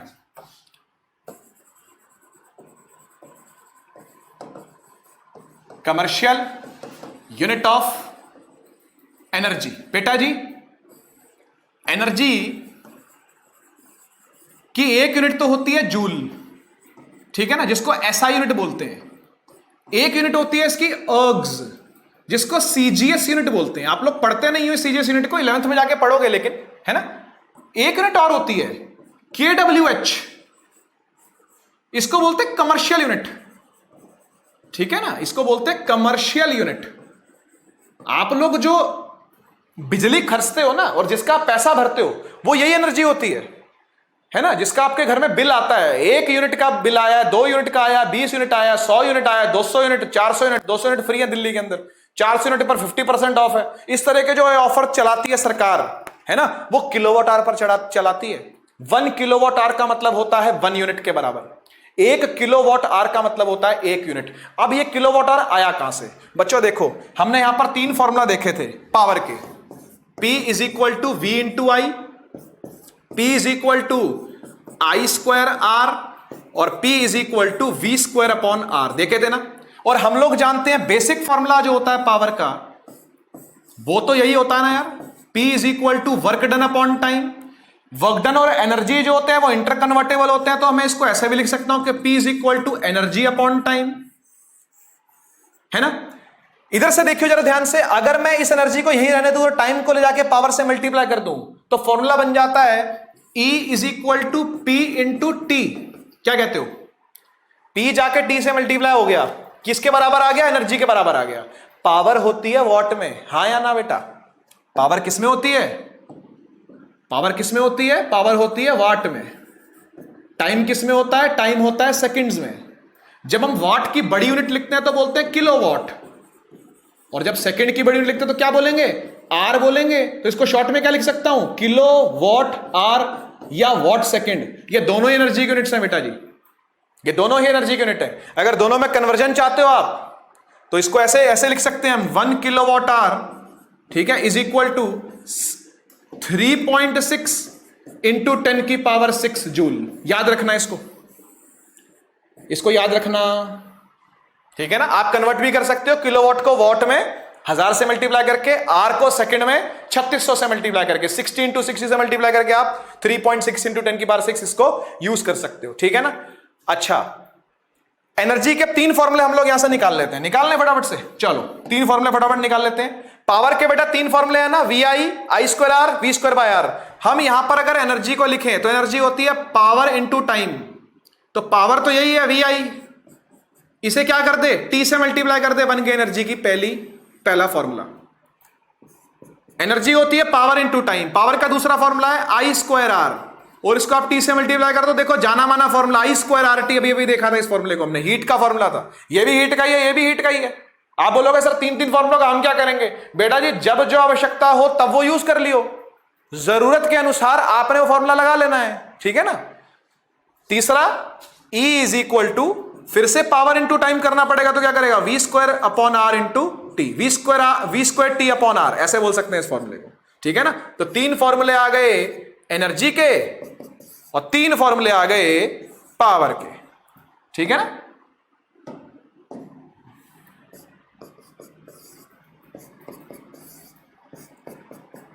ठीक है जी बच्चों, ऐसा है मैंने पूरा चैप्टर आपसे डिस्कस कर लिया। हमने चार्ज से शुरुआत करी, उसके बाद हम करंट पर चले, फिर हम वोल्टेज पर चले, उसके बाद हम लोगों ने रेजिस्टेंस के बारे में बात करी, ओम्स लॉ के बारे में बात करी, हमने ओम्स लॉ का ग्राफ देखा, फिर रेजिस्टेंस की डिपेंडेंसी देखी, हमने रेजिस्टिविटी के बारे में सीखा कि रेजिस्टिविटी क्या होती है, रेजिस्टिविटी किन चीजों पर वेरी करती है, रेजिस्टिविटी का दूसरा नाम क्या है। उसके बाद हम कॉम्बिनेशन ऑफ रेजिस्टेंसेस पर आए, हमने सीरीज को देखा, हमने पैरेलल को देखा, दोनों के फॉर्मूलों को डिराइव किया। उसके बाद हम लोगों ने heating effect of electric current को पढ़ा, और heating effect of electric current का हमने जूल्स लॉ ऑफ हीटिंग से फॉर्मूला निकाला। उसके बाद जो जूल ने कहा था उसको प्रैक्टिकली अप्लाई करने के लिए हमने बल्ब को, फ्यूज को और हीटिंग एलिमेंट को पढ़ा। उसके बाद हम लोग पावर पर गए, पावर को 9 से उठाया हमने, और हम लोग कमर्शियल यूनिट ऑफ एनर्जी तक ला करके चैप्टर को थ्योरेटिकली पूरा खत्म कर दिए बच्चों। लेकिन ये चैप्टर थ्योरी का नहीं है, आप लोग अच्छे से जानते हो इस बात को। आप लोगों को प्रैक्टिस नहीं छोड़नी इलेक्ट्रिसिटी की। मैं इस लेक्चर को इसलिए जल्दी पोस्ट कर रहा हूं, आपका पेपर होने में अभी लगभग 1 मंथ बाकी है ना, ऑलमोस्ट 1 महीना है, इसलिए मैं इसको ज्यादा ही है बल्कि, इसलिए मैं इसको जल्दी ही पोस्ट करने की कोशिश कर रहा हूं ताकि आप इसकी प्रैक्टिस को जल्दी से जल्दी शुरू कर दो, और इसको बिल्कुल भी रोको नहीं। इलेक्ट्रिसिटी को रोकना मत, इलेक्ट्रिसिटी की प्रैक्टिस आपको हर दूसरे दिन करनी है, समझ लो आप, ठीक है ना। क्योंकि इसके क्वेश्चन ऐसे आड़े टेढ़े आते हैं लेकिन रिपीटेड आते हैं, ये अच्छी बात है। टेढ़े क्वेश्चन आएंगे लेकिन रिपीटेड आएंगे, इसलिए आपको क्या करना है? आपको एनसीईआरटी की तैयारी तो करनी ही करनी है, आपको एग्जाम्पलर बेशक नहीं करनी, लेकिन आपको प्रीवियस ईयर करनी नहीं छोड़नी।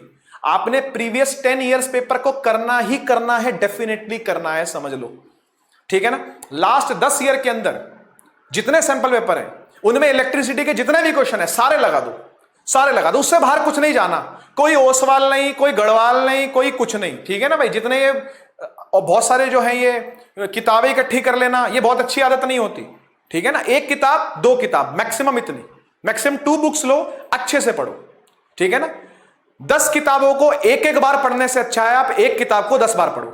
फिर से बोल रहा हूं, 10 किताबों को एक बार पढ़ने से अच्छा है कि आप 1 किताब को 10 बार पढ़ लो, ठीक है ना। बहुत सारी चीजें आपको क्लियर होंगी, बहुत सारी शंकाएं आपके दिमाग में नहीं रहेंगी, क्योंकि हम केवल 40% ही एक बार पढ़ करके दिमाग में रख पाते हैं, ऐसा एक स्टडी है ना। इसलिए जितनी बार आप उस चीज को रिपीटेड पढ़ोगे, रिपीटेड प्रैक्टिस, शर्माया मत करो। रिपीटेड प्रैक्टिस करने से शर्माओ, ये तो मुझे आता है मैं दोबारा क्यों करूं, बेटा भूल जाएगा तू। पेपर आते आते ये जो तेरा कॉन्फिडेंस है ना कि तो मेरे को आता, मैं दोबारा क्यों करूं, ये धराशायी हो जाएगा। इसलिए आपको रिपीटेड प्रैक्टिस करनी है, खासकर न्यूमेरिकल्स की, ठीक है ना, क्योंकि ये आसान चीज नहीं होती, मैं भी जानता हूं, हमने भी दिए हैं 10th का बोर्ड भाई, ठीक है ना, हम लोग भी जानते हैं कि ये न्यूमेरिकल सिर्फ और सिर्फ प्रैक्टिस से आता है, ये मैथ्स ही है बच्चों, है ना, ये मैथ्स ही है। बस विडंबना ये है कि ये हमारा एजुकेशन सिस्टम ही ऐसा है कि इसने मैथ्स को भी फिजिक्स बना के रख दिया, जबकि एक फिजिक्स को थ्योरेटिकली और प्रैक्टिकली समझाया जा सकता था, उसको मैथमेटिकल इक्वेशंस और कैलकुलेशन से ही केवल समझाया जाता है। क्या करें, हमें भी चलना पड़ता है उसके साथ भाई, ठीक है ना, पर उम्मीद है कुछ चीजें जल्दी ही चेंज होंगी, ठीक है। एक बार मैं चीट शीट के रूप में सारी बातें दोबारा से डिस्कस कर लेता हूं और मैं आपको सबके फॉर्मूले देता हूं। चार्ज के बारे में हमने पढ़ा था Q is equal to any, current जब पढ़ा तो हमने पढ़ा I is equal to Q upon T, voltage जब पढ़ा तो हमने पढ़ा V is equal to work done upon charge, voltage होती है वर्क डन अपॉन चार्ज। हमने जब ओम्स लॉ पढ़ा तो हमने देखा कि किस तरीके से V और I प्रोपोर्शनल होते हैं और ये बनता है V is equal to IR। उसके बाद हमने जब रेजिस्टेंस और रेजिस्टिविटी की बातें करी, रेजिस्टेंस और रेजिस्टिविटी की बातें करी, तो हमने देखा कि रेजिस्टेंस जो होती है वो 4 चीजों पर डिपेंड करती है, उसमें से 3 को हम फॉर्मूले में लेकर के आते हैं, रो एल अपॉन ए, लेंथ को, क्रॉस सेक्शनल एरिया को और मटेरियल को, ये रो मटेरियल ही है, यही रेजिस्टिविटी है। उसके बाद ये फर्स्ट हाफ हो गया, अब उसके बाद सेकेंड हाफ पर चलते हैं। उसके बाद हम लोगों ने हीटिंग इफेक्ट के जो थे जूल्स लॉ ऑफ हीटिंग को हमने देखा था, जो कि I स्क्वायर RT था, है ना। और इसके बाद हम लोग पावर पर चल पड़े थे, तो पावर का एक फॉर्मूला सिंपल सा W अपॉन टी होता है या फिर E अपॉन टी होता है ना। और यहां से हम लोगों ने E is equal to P into T करके 3 फॉर्मूले हमने एनर्जी के निकाले थे। और उससे पहले पावर के हमने 3 फॉर्मूले निकाले थे, कौन कौन से, एक निकाला था P is equal to VI, एक निकाला था P is equal to I square R, और एक निकाला था P is equal to V square upon R। इसको एक एक बार रखते जाओ तो आपको एनर्जी के 3 फॉर्मूले मिल जाएंगे। पहला आपको मिलेगा VIT, टाइम से मल्टीप्लाई करते जाना हर पावर को टाइम से मल्टीप्लाई करते जाना, आपको एनर्जी निकल के आ जाएगी I स्क्वायर RT और V square bye R into T. ये 3 फॉर्मूले बनते हैं एनर्जी के, ये 3 फॉर्मूले बनते हैं एनर्जी के, ठीक है ना बच्चों। तो ये फॉर्मूला एक चीट शीट की तरीके से आप यूज कर सकते हो, इसका प्रिंट निकाल सकते हो, जो चाहो वो कर सकते हो, ठीक है। Formula sheet, cheat sheet, cheat नहीं करना लेकिन बेटा जी पेपर के अंदर चीट करना हम नहीं सिखाते, ठीक है ना, हम कॉन्सेप्ट सिखाते हैं। Physics is about concepts, physics is not about these formulas to cram upon, ठीक है ना। फिजिक्स वो नहीं है जो आपकी नींदें उड़ा रही है ना, कि भाई ये रट्टा मारना पड़ेगा, वो याद करना पड़ेगा, नहीं। फिजिक्स कॉन्सेप्ट्स हैं, अभी वो कॉन्सेप्ट्स बेसिक लेवल पर हैं, बाद में जाकर के वो अच्छे लेवल पर खुलेंगे, है ना। अभी उसको फाउंडेशन लेवल पर हम लोग बहुत बेसिक लेवल में समझते हैं, थोड़ा सा डीप में समझते हैं बातों को, लेकिन आप 11th में जाओगे तो बहुत चीजें इलेबोरेट हो जाती हैं, ठीक है ना बच्चों। तो ये आपका चीट शीट हो गई है, इसको आप स्क्रीनशॉट ले सकते हो, जो करना चाहो कर सकते हो, ठीक है ना। तो चलिए बच्चों, अब आ गए आपके सामने न्यूमेरिकल्स, एक एक करके सभी न्यूमेरिकल्स को देखते हैं और सबको सॉल्व करने की कोशिश करते हैं बच्चों। ये सारे के सारे न्यूमेरिकल कंसेप्ट बेस्ड हैं। अगर आपको ये न्यूमेरिकल आते हैं तो पॉज कीजिए अभी वीडियो को और इसको पहले सॉल्व करो और उसके बाद इसका सॉल्यूशन देखना। चलिए मैं स्टार्ट करता हूं इसको। देखो बच्चों, क्वेश्चन में कह रहा है कि आपको इलेक्ट्रिक चार्ज फाइंड करना है। चार्ज फाइंड करने के लिए यानी Q फाइंड करने के लिए आपको यहां पर टाइम दिया हुआ है 1 मिनट का और यहां पर करंट दिया हुआ है 3 मिली एम्पियर। देखो बच्चों, ये सारी चीजें मैं ऐसी लेकर के आया हूं जो इस क्वेश्चन के अंदर मोस्ट डिफिकल्ट हो सकती थी। जैसे मैंने यहां यूनिट चेंज कर दी, यहां मैंने सेकंड्स की जगह पर मिनट दे दिया, जो कि डेफिनेशन से कुछ हट करके है ना। तो चलिए एक बार इसका गिवन लिख लेते हैं हम लोग, क्या क्या गिवन है इस क्वेश्चन के अंदर। तो इस क्वेश्चन में गिवन है बच्चों, सबसे पहले तो करंट जो कि कितना है 3 मिली एम्पियर। इस मिली एम्पियर को कैसे चेंज करते हैं, मैंने बताया था अभी अभी रिवीजन के अंदर ही इसको, कि 3 × 10 की पावर -3 एम्पियर, ठीक है ना। इस तरीके से इसको कन्वर्ट कर लो। अगर टाइम दिया हुआ है 1 मिनट का तो इसको आपको चेंज करना पड़ेगा सेकंड्स के अंदर, तो ये आ जाएगा 60 सेकंड्स। अब कुछ नहीं करना भाई, आपको सिंपल सीधा फॉर्मूला लगा देना है, कौन सा, I is equal to Q divide by T. यहां से Q आ जाएगा कैसे, I इंटू टी। I कितना है, I है 3 मल्टीप्लाई बाय 10 की पावर -3 इंटू 60। तो यहां से बच्चों 3 6 18, 180 डिवाइड बाय 1000, एक तरीके से ऐसा ही है, ये पॉइंट हटेगा तो ये आ जाएगा 0.18 कूलॉम्ब, ठीक है ना। तो इस तरीके का कुछ चार्ज जो है वो यहां से निकल रहा है, पास हो रहा है, ठीक है। नेक्स्ट पर चलते हैं बच्चों, सॉल्व करने की कोशिश करो इसको। देखिए वोल्टेज पर है बेटा ये न्यूमेरिकल, ठीक है ना, तो बिल्कुल कंसेप्ट बेस्ड न्यूमेरिकल है ये। आप जानते हो वोल्टेज क्या होती है, वोल्टेज होता है पोटेंशियल का डिफरेंस। एक हायर पोटेंशियल से एक लोअर पोटेंशियल पर चार्ज लेकर के जाते हैं तो कितना करना पड़ता है वर्क डन, वही यहां पर पूछा हुआ है। पूछता है कि भाई वर्क डन कितना करना पड़ेगा, यानी W बताओ जी कितना करना पड़ेगा। एक 2 कूलम के चार्ज को 6 वोल्ट से 4 वोल्ट, 6 वोल्ट से 4 वोल्ट एक चार्ज को लेकर के जा रहे हैं, जो चार्ज कितना है 2 कूलम का चार्ज है, उसको लेकर के जाया जा रहा है, ठीक है ना। तो सब कुछ गिवन है बच्चों, क्यू गिवन है कितना 2 कूलम, एक हायर पोटेंशियल गिवन है कितना 6 वोल्ट्स, और एक लोअर पोटेंशियल है बच्चों गिवन कितना 4 वोल्ट। तो आप पहले हाई में से लो को माइनस कर लो, आपको पोटेंशियल डिफरेंस मिल जाएगा, है ना, ऐसा कर सकते हैं हम लोग। तो हम नहीं तो यहां पर हम सीधा फॉर्मूला लगा सकते हैं, सीधा फॉर्मूला भी लगा सकते हैं, कौन सा, कि वर्क डन अपॉन चार्ज होता है डेल्टा वी, है ना। तो work done upon charge is equal to delta V क्या हो गया बेटा जी, V final minus V initial. तो बाद में रखा 4 पर, पहले रखा 6 पर, यानी दोनों के बीच में जो पोटेंशियल डिफरेंस बना वो कितना बना, वो बना 2 वोल्ट का, ठीक है ना। आप 4 - 6 करोगे तो -2 आएगा, उससे कोई फर्क नहीं पड़ता, उससे कोई फर्क नहीं पड़ता। वो सिर्फ ये बताने के लिए कि वर्क डन किस डायरेक्शन में किया जा रहा है, किस डायरेक्शन में फोर्स और किस डायरेक्शन में डिस्प्लेसमेंट कर रहे हैं, ठीक है ना। तो उससे कोई फर्क नहीं पड़ता। यहां पर जो वर्क डन आ गया वो जो वोल्टेज का डिफरेंस आ गया वो आ गया 2 वोल्ट्स। यहां वर्क डन है और अपॉन में क्या है, चार्ज है बच्चों। चार्ज कितना है 2 कूलम, उधर जाएगा हो जाएगा 2 दूनी 4, तो ये वर्क डन बन जाएगा कितना 4 जूल, ठीक है, वर्क डन बन जाएगा 4 जूल। नेक्स्ट पर चलते हैं बच्चों। अगला क्वेश्चन जो है वो कह रहा है कि how many times the resistance of the circuit becomes of the previous value if length is stretched to twice its length. अगर लेंथ को खींच करके डबल कर दिया गया, स्ट्रेच करके डबल किया गया। ध्यान देना बच्चों, ध्यान देना कि पहले जो वायर थी वो L लेंथ की थी, एरिया जो था वो A था, और जो रेजिस्टिविटी थी वो रो थी। आपने जब इसको खींच के डबल कर दिया, खींच के डबल करने से क्या होगा बेटा जी, खींच के डबल करने से ये होगा कि इसका एरिया हो जाएगा आधा, इसका एरिया रह जाएगा आधा और इसकी लेंथ हो जाएगी डबल यानी 12, ठीक है। अगर आपको विश्वास नहीं होता तो आप यहां वॉल्यूम लगा करके इसको प्रूव भी कर सकते हो, यहां वॉल्यूम लगा करके इसको प्रूव भी कर सकते हो कि ऐसा सच में होता है, ठीक है, कि लेंथ को डबल कर देने से एरिया क्या हो जाता है, आधा हो जाता है, ऐसा सच में होता है, ठीक है ना। वॉल्यूम लगा करके आप प्रूव भी कर सकते हैं यहां पर, ठीक है। लेकिन रो तो वही रहेगा, अरे मटेरियल तो वही रहेगा, मटेरियल थोड़ी बदल जाएगा। तो आपने क्या करना है, इस केस में भी रेजिस्टेंस लिखनी है और इस केस में भी रेजिस्टेंस लिखनी है। तो इसको इस तरीके से लिखेंगे बच्चों हम लोग, ऐसे लिखेंगे कि पहले केस 1 है तो केस 1 की रेजिस्टेंस को 1 ले लेते हैं R1, और केस 2 की रेजिस्टेंस को ले लेते हैं R2, ठीक। और आप जानते हो कि R का फॉर्मूला क्या होता है, हमने देखा था अभी देखा था हमने, ये देखो जी, R is equal to rho L upon A, होता है कि नहीं होता। तो चलते हैं जरा,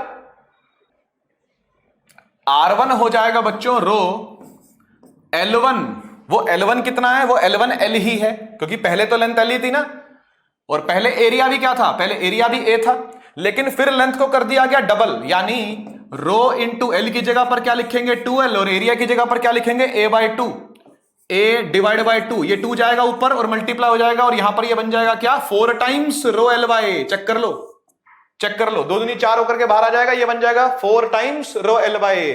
तो ये है इक्वेशन नंबर 1 और ये है इक्वेशन नंबर 2। आपने दोनों को डिवाइड कर देना है, सबसे आसान तरीका होता है डिवाइड करना। बच्चा पूछता सर मैं डिवाइड ही क्यों करूं और कुछ क्यों ना करूं, बेटा डिवाइड करना सबसे आसान तरीका है इसको, ठीक है ना। देखो R1 जो था वो आपका था रो L अपॉन A, और R2 जो था वो आपका था 4 times rho L upon A। ये इक्वेशन नंबर 1 थी, ये इक्वेशन नंबर 2 थी। आपने दोनों को डिवाइड कर देना, डिवाइड 2/1 या 1/2 जिसको मर्जी कर दो, कोई दिक्कत नहीं है, ठीक है ना। LHS को LHS से डिवाइड करते हैं तो R2 अपॉन R1 लिखेंगे, और RHS को डिवाइड करेंगे तो लिखेंगे 4 टाइम्स रो L/A अपॉन रो L/A। तो रो L/A से रो L/A पूरा कट जाएगा, क्या आया निकल के आया 4/1। R1 को ले जाके वहां मल्टीप्लाई कर दे, तेरा R2 बन गया बेटा 4 टाइम्स R1। एंड में एक लाइन इंग्लिश में लिखनी पड़ेगी यहां पर कि resistance finally becomes 4 times that of its initial value, that of its previous value. इस तरीके से आपने इसको आंसर करना है बच्चों, ठीक है, समझ में आया। नेक्स्ट पर चलते हैं। ओके, इफेक्टिव रेजिस्टेंस निकालनी है बच्चों, आपने 2 सर्किट दे रखे हैं आपकी आंखों के, पहले इसको खुद सॉल्व करो आप। इफेक्टिव रेजिस्टेंस भी निकालना है, करंट भी निकालना है। देखो बच्चों कैसे सॉल्व करेंगे इसको।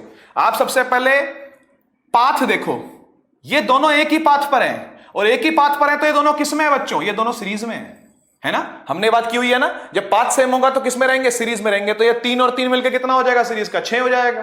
तो यहां से हम लोग जब लिखेंगे इसको, तो सबसे पहले इसको सीरीज वाले को सॉल्व करते हैं कि 3 + 3 3 ओम प्लस 3 ओम कितना हो जाएगा बच्चों, 6 ओम, है ना। तो अब क्या करो, अब इसको भूल जाओ, क्योंकि यहां पर इसका आंसर 6 ओम आ चुका है ना। तो अब 3 ओम को भूल जाओ, 2 मिनट के लिए इसको साइड रख दो। यहां पर मैं लिख लेता हूं 6 ओम, है ना। ऐसा मान लेता हूं कि यहां पर कौन है, यहां पर 6 ओम की एक रेजिस्टेंस है। ये 3 ओम को भूल जाओ, 6 ओम की यहां पर क्या एक रेजिस्टेंस है, ठीक है ना। अब ये 6 6 और 6 ये किस में है, ये तीनों पैरेलल के अंदर है बच्चों। यहां पैरेलल का फॉर्मूला लगाऊंगा मैं फिर से, ठीक है ना।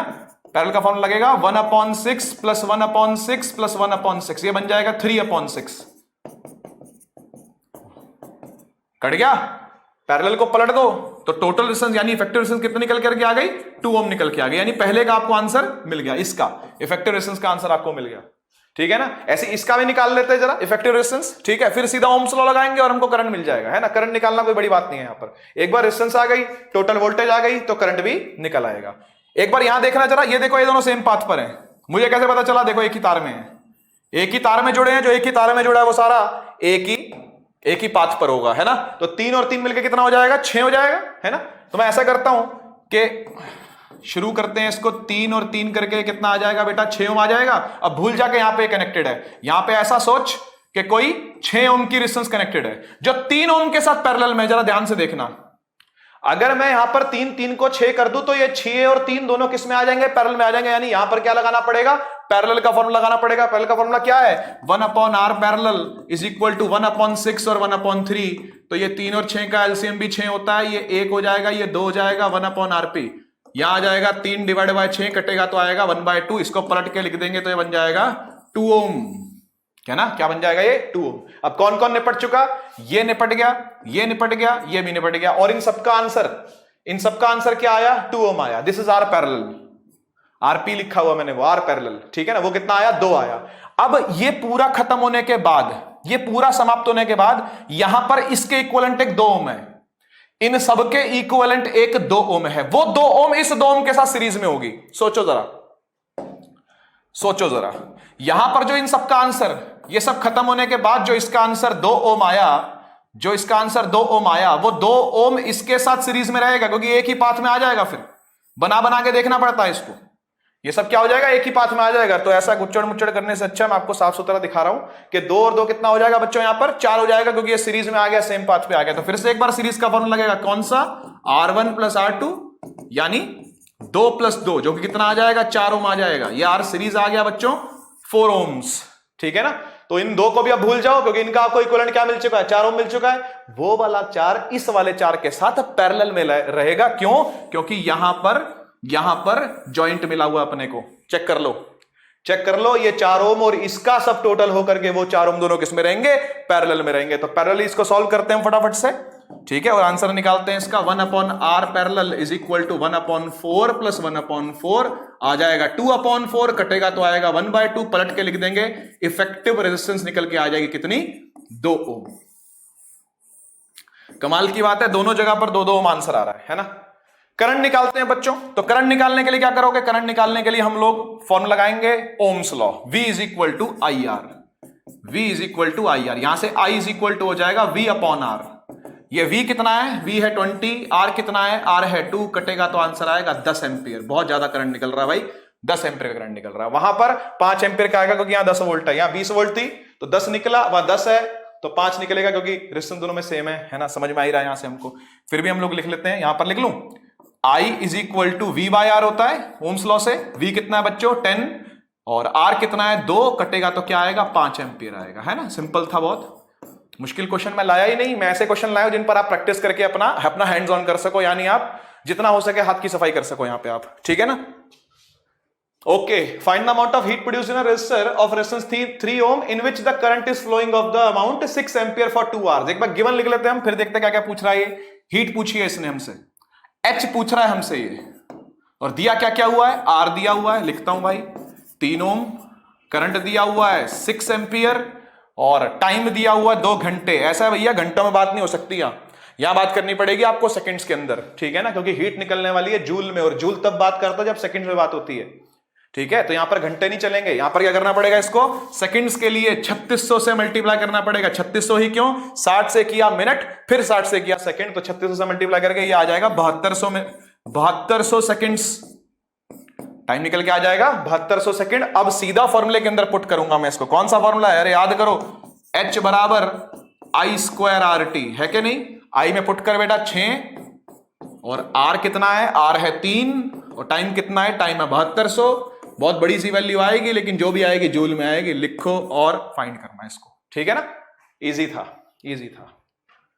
पावर पर क्वेश्चन आया भैया, कह रहा है total current drawn, total current drawn, खींचना, ड्रॉ करना, कितना करंट ड्रॉ किया गया बैटरी में से, ड्राउन नहीं, डूबा नहीं है करंट, खींचा है करंट को, ड्रॉ किया है। Find the total current drawn from the battery by the two bulbs of 60 what and 40 what connected across 220 volt. बच्चों दो बल्ब दे रखे हैं, एक 60 वाट का, एक 40 वाट का, दोनों को 220 वोल्ट की बैटरी पर कनेक्ट कर रखा है, बोल रहा है। तो इसका एक बार हम सुंदर डायग्राम बना ले, है ना। सबसे पहला काम सुंदर डायग्राम, सुना हुआ डायलॉग लग रहा होगा, है ना। चलो देखो, एक तो ये बल्ब है और एक ये बल्ब है, ये दो बल्ब मैंने बना दिए, एक 60 वाट का और एक 40 वाट का, ठीक है ना। और इसको किससे जोड़ रखा है बच्चों, इसको जोड़ रखा है बैटरी से।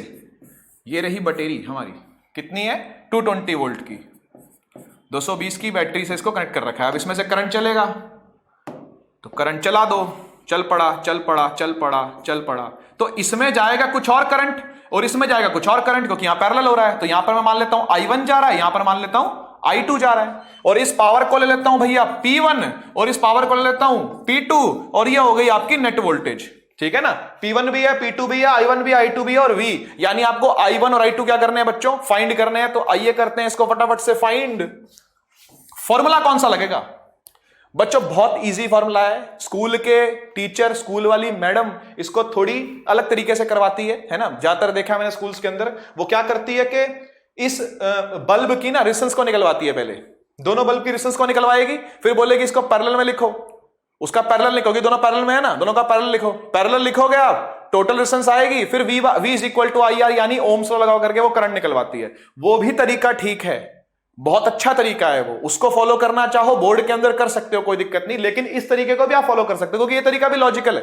क्या लॉजिक है कि भाई जितनी वोल्टेज यहां है उतनी ही वोल्टेज यहां भी है और उतनी वोल्टेज यहां भी है, क्या कहते हो, है ना।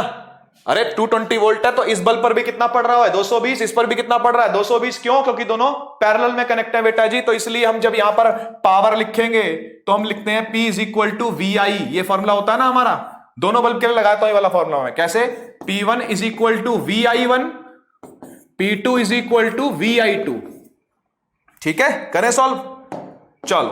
पावर कितनी है 40, वोल्टेज कितनी है 220, और करंट कितना है नहीं पता, I1, यही तो फाइंड करना है। यहां से I1 निकल के आएगा तो 40/220 निकल के आएगा एम्पियर में।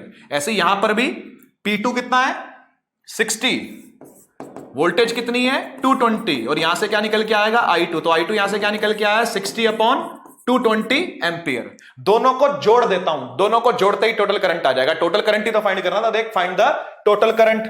दोनों करंट को जैसे ही जोड़ूंगा, यानी इसमें से जा रहा होगा 40/220, इसमें जा रहा होगा 60/220, दोनों जुड़ जाएंगे, बन जाएगा 100/220। यहां पर देखो I total is equal to I1 plus I2, यानी 40/220 प्लस 60/220, टोटल मिलके हो जाएगा 100/220। मैंने इसलिए नहीं काटा था, वो यही कारण था ना काटने का उसको। ये हो जाएगा 5/11 ampere. This will be the total current, और यही आपका आंसर भी है, ठीक है बच्चों। बच्चों एक प्रैक्टिकल बेस्ड क्वेश्चन भी मैं लेकर के आया हूं, जो कि जाना माना क्वेश्चन है और ये बोर्ड के अंदर आ ही जाता है हर दूसरे तीसरे साल, ठीक है ना। तो इसलिए मैं चाहता था कि मैं इसको डिस्कस करूं। तो एक क्वेश्चन बेटा जी, सबसे पहले आपको थोड़ी यहां पर 9th की नॉलेज होनी चाहिए, लीस्ट काउंट निकालने की। 9th क्लास के अंदर जो प्रैक्टिकल बेस्ड सिलेबस होता है उसके अंदर लीस्ट काउंट निकलवाया जाता है, लीस्ट काउंट निकाला जाता है। तो मैं आपको पहले लीस्ट काउंट निकालना सिखाता हूं कि लीस्ट काउंट निकालने का सबसे आसान तरीका क्या है, और उसके बाद फिर उससे रीडिंग कैसे निकलती है। तो दो चीजें आपने यहां पर पढ़नी है, एक आपने पढ़ना है लीस्ट काउंट निकालना, और एक आपने पढ़ना है रीडिंग निकालना। कि रीडिंग कैसे फाइंड करते हैं, ठीक है ना बच्चों। लीस्ट काउंट फाइंड करने का सबसे आसान तरीका बताऊं, लीस्ट काउंट का मतलब होता है सबसे छोटी गिनती। आपका स्केल छोटे से छोटा कितना नाप सकता है? मुझे एक बात बताओ, जो आपके ज्योमेट्री बॉक्स में स्केल है, क्या वो मेरे बाल की थिकनेस नाप लेगा? नहीं नाप सकता, क्योंकि मेरा बाल 1 मिलीमीटर से भी छोटा है और उसका लीस्ट काउंट 1 मिलीमीटर है। आपका वो ज्योमेट्री में जो पड़ा हुआ स्केल है वो 1 मिलीमीटर से कम नहीं नाप सकता, यानी उसका लीस्ट काउंट कितना है? कम से कम काउंट कितना है? लीस्ट काउंट कम से कम काउंट कितना है? कम से कम काउंट है 1 मिलीमीटर, यानी 1 मिलीमीटर से छोटा वो नहीं नाप पाएगा। मैं बोलूं मेरे बाल की थिकनेस नाप ले, नहीं नाप पाएगा। मेरे नाखून की थिकनेस नाप ले, नहीं नाप पाएगा। वो पेज की थिकनेस नहीं नाप पाएगा, वायर की थिकनेस नहीं नाप पाएगा। वो उन चीजों को नाप पाएगा जो 1 मिलीमीटर से थोड़ी ज्यादा है, या 1 मिलीमीटर है या उससे ज्यादा, आप समझते हो, है ना। तो अब जो पीछे वाले क्वेश्चन में मैंने स्केल दिए थे, एक स्केल मैंने वोल्टमीटर का दिया हुआ है, एक स्केल मैंने एमीटर का दिया हुआ है। एमीटर करंट नापता है, वोल्टमीटर वोल्टेज नापता है। तो मुझे एक बात बताओ, ये जो स्केल मैंने आपको दिया है, ये कम से कम कितना वोल्ट नाप सकता है? आप बोलोगे सर 2 वोल्ट। अरे नहीं 2 वोल्ट नहीं है। ये देख, ये 0 है, ये 0th है, ये फर्स्ट डिवीजन है, ये सेकंड डिवीजन, ये थर्ड डिवीजन, ये फोर्थ डिवीजन और ये वाला 5th डिवीजन, फिर ये 6th। इसको छोटा करता हूं मैं बच्चों ताकि आप प्रिसाइजली देख पाओ। ये फर्स्ट डिवीजन, ये सेकंड, ये थर्ड, ये फोर्थ, ये 5th, 6th division, 7th division, 8th division, 9th division, 10th division है जो 2 वोल्ट नाप रहा है। ये लीस्ट काउंट थोड़ी हुआ, लीस्ट काउंट तो वो हुआ जो फर्स्ट डिवीजन नाप रहा है। This is least count. बात समझ रहे हो? ये वाला जो पार्ट है, ये जो लेंथ है, ये कितनी है? ये क्या नाप रही है? इसको बोलते हैं लीस्ट काउंट। समझ गए ना? जो 0 से लेकर के फर्स्ट डिवीजन जो आया, यानी एक डिवीजन जो नाप रहा है, उसको बोलते हैं लीस्ट काउंट।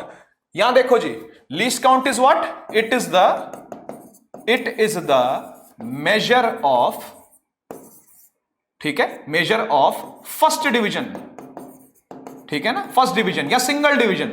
1 डिवीजन का जो काउंट है, काउंट ऑफ 1 डिवीजन, एक डिवीजन का जो काउंट होता है उसको बोलते हैं लीस्ट काउंट, ठीक है ना, जो एक डिवीजन का काउंट है। तो यहां पर देखो जरा, एक डिवीजन जो वो कितना नाप रहा है। तो सर हमें तो समझ नहीं आ रहा कितना नाप रहा है, हमें तो ये दिख रहा है कि भाई सुई जो वो 5 पर है। सुई को मत देख, सुई को मत देख, बिना सुई के लीस्ट काउंट निकलता है। सुई देखी जाती है रीडिंग के लिए, सुन लो ध्यान से, सुई देखी जाती है रीडिंग के लिए, बिना सुई के स्केल को देख करके ही, मतलब बिना कोई रीडिंग लिए भी स्केल का क्या निकल जाता है? लीस्ट काउंट निकल जाता है। तो बच्चों क्या करना है इसके अंदर?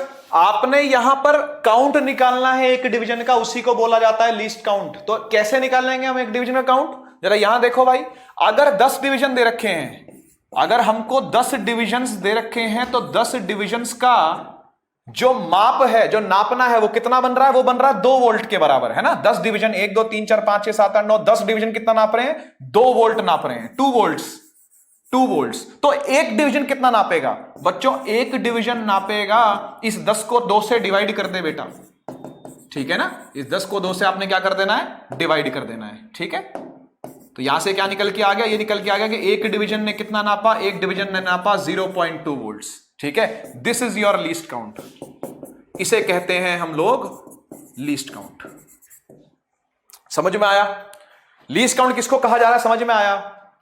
एक डिवीजन के काउंट को बोलते हैं लीस्ट काउंट। ऐसे अगर यहां पर हमको लीस्ट काउंट निकालना हो तो सुई को मत देखना भाई, लीस्ट काउंट निकालने के लिए सुई देखने की जरूरत नहीं है। आप बस इतना देखो कि ये 0th डिवीजन, ये फर्स्ट डिवीजन, ये सेकंड, ये थर्ड, ये फोर्थ, ये 5th डिवीजन, ये 6th division, 7th division, 8th division, 9th division और ये 10th डिवीजन। बच्चों 10 डिवीजन कितना नाप रहे हैं? 10 डिवीजन नाप रहे हैं 0.2 एम्पियर, हाँ या ना?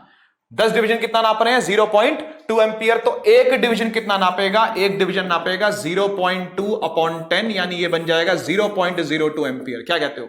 ये आपका लीस्ट काउंट है, ये लीस्ट काउंट है। अब रीडिंग कैसे निकालनी है? रीडिंग निकालने के लिए हम लोग एक सिंपल सा फॉर्मूला लिखते हैं कि कभी भी आपको बेटा जी रीडिंग निकालनी हो ना, तो आपने लीस्ट काउंट को मल्टीप्लाई करना है डिवीजन नंबर से। लीस्ट काउंट को मल्टीप्लाई करना है डिवीजन नंबर से। अभी डिवीजन नंबर क्या चीज होती है सर? लीस्ट काउंट तो आपने समझा दिया। डिवीजन नंबर क्या होता है? डिवीजन नंबर वो नंबर होता है कि जहां पर सुई पॉइंट कर रही हो। सुई जिस डिवीजन नंबर पर पॉइंट कर रही है, उस डिवीजन नंबर को आपने यहां रखना है। जैसे यहां पर डिवीजन नंबर बताना जरा कौन सा है? 5th। ये देखो 5th डिवीजन है ये, है ना। तो 5th डिवीजन को फिफ्थ डिवीजन को यहां रखना है और उसका लीस्ट काउंट को यहां रखना है। ये देखो जी, ठीक है ना, डिवीजन कितना है, लीस्ट काउंट कितना है इसका 0.2 और डिवीजन कितना है इसका फिफ्थ। तो हम लोग जब यहां पर फॉर्मूला लगाएंगे तो वो लगाएंगे, देखो जी क्या, कि रीडिंग होती क्या है, रीडिंग होती है least count multiply by division number. एक सिंपल सा फॉर्मूला है, least count multiply by division number. Least count कितना है, लीस्ट काउंट है 0.2 और डिवीजन नंबर कितना है भैया, इसका फिफ्थ डिवीजन है, इसको मल्टीप्लाई कर दो, ये निकल के आएगा 1। रीडिंग कितनी आ गई, रीडिंग आ गई 1 वोल्ट, ठीक है ना, रीडिंग आ गई 1 वोल्ट। ऐसी वहां पर भी लगाते हैं हम सेम टू सेम, कि रीडिंग कितनी होती है, रीडिंग होती है भैया least count multiply by division number, है ना। ये रीडिंग आ जाएगी किसकी, एमीटर की। लीस्ट काउंट कितना है जी 0.02 और डिवीजन नंबर कितना है इसका, जरा चेक करना। 10 डिवीजन तो यहां तक हो गए, 11वां 12वां 13वां 14वां और 15वां डिवीजन है बेटा जी, है ना। तो डिवीजन नंबर इसका कितना है 15th, आपको यहां पर लिखना है 15। पॉइंट हटेगा, 100 नीचे आएगा, 15 दूनी 30 हो जाएगा, 30 डिवाइड बाय 100, यहां से आया 0.3 एम्पियर। ये करंट आया है टोटल, ये वोल्टेज आई है, ये क्या है, ये वोल्टेज आई है, ये टोटल वोल्टेज है 1 वोल्ट, ये टोटल करंट है 0.3 एम्पियर। फॉर्मूला लगाएंगे जी कौन सा, V is equal to I R, क्योंकि अल्टीमेटली आपको क्या फाइंड करना है, आपको रेजिस्टेंस फाइंड करनी है। यहां से R इज इक्वल टू हो जाएगा V divide by I। V को रखेंगे कितना 1, I को रखेंगे कितना 0.3, पॉइंट हटेगा 10 ऊपर आएगा, ये हो जाएगा 3.33 ओम। ऐसे काम करना है बेटा जी आपने, ठीक है ना, इस तरीके से आपने इस प्रैक्टिकल बेस्ड क्वेश्चन को करना है, ठीक है ना। तो बच्चों फिर थैंक यू सो मच, आपसे मिलकर के अच्छा लगा, पढ़ा करके तो अच्छा लगता ही है आप लोगों को, आपके कमेंट्स में देखता रहता हूं। इसी तरीके से 3 और वीडियोस हम लोग रिवीजन की जरूर लेकर के आएंगे, मैग्नेटिक इफेक्ट्स ऑफ करंट पर, और उसके बाद लाइट पर, और उसके बाद ह्यूमन आई पर। इसको और अच्छा कैसे बनाना है आप कमेंट के अंदर मुझे जरूर बताना, मुझे आपसे बहुत कुछ सीखने को मिलता है, मुझे और आपको मुझसे हो सकता है काफी कुछ सीखने को मिलता हो, ठीक है ना।